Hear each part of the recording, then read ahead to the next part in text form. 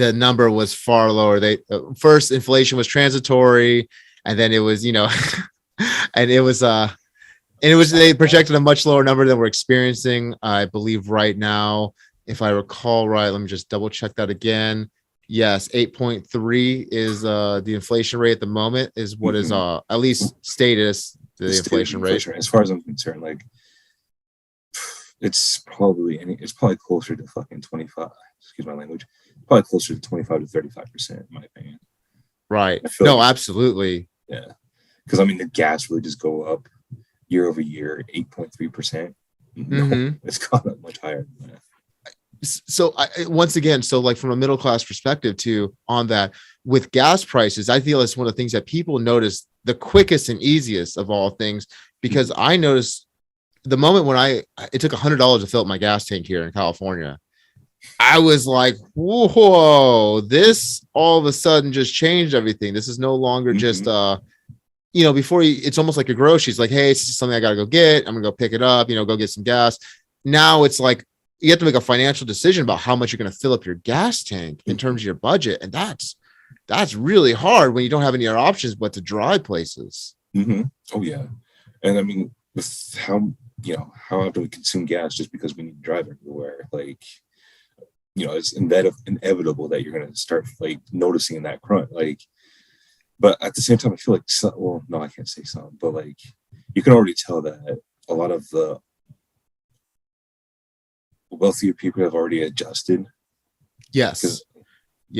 But like for people like us, it's a struggle. Like you said, we have to decide between, like, we have to really, really budget really well on everything, like really plan out every single dollar just to make sure that we don't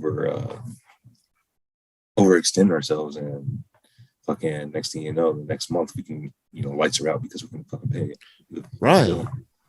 No, that's a real concern that the average person is having right now.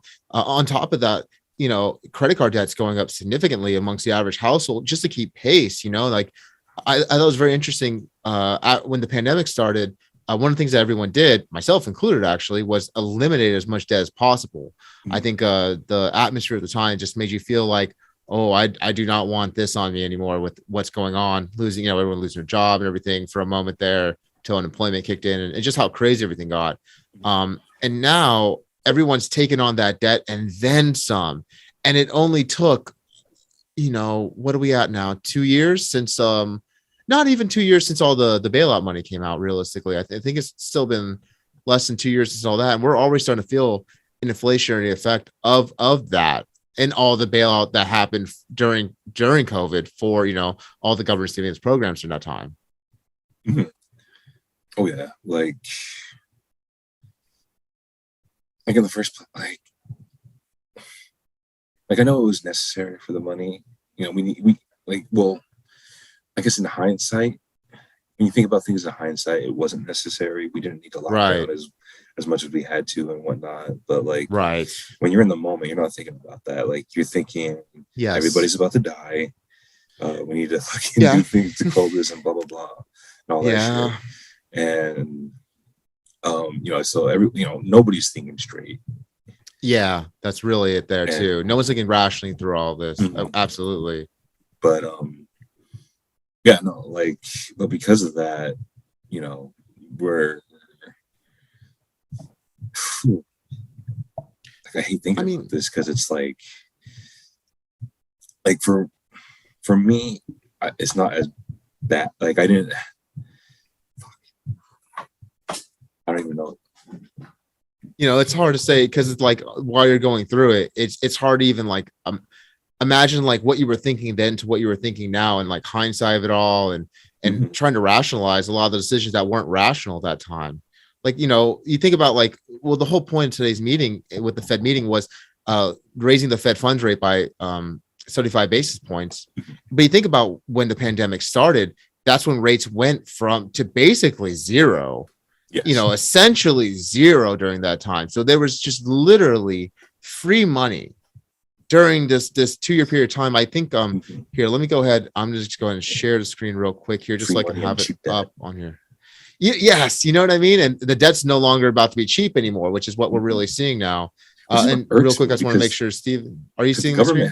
Oh yeah, the government had a chance to pay off a lot of debt that they incurred over the years at a cheap rate, but it's too late to be able to do that now. Like right, like yeah, they can't service any of that debt, or they can, but it's not gonna. It's what the debt rate you're at right now. You're already looking like it's already over 100%. I know that when countries go into default, it's usually when you go over, I think it was 130% of your GDP is your debt. That really is like a pivotal point where you're now just paying off interest at that point, just keeping afloat. If you look at this too, the Fed funds rate was only exactly where we're at now pre-COVID, basically. We're at if it's like 2.75, I believe is what we're supposed to be at now as of today. And right before the pandemic hit, we were right. This is when the repo crisis happened and everything kind of got a little crazy in the finance world.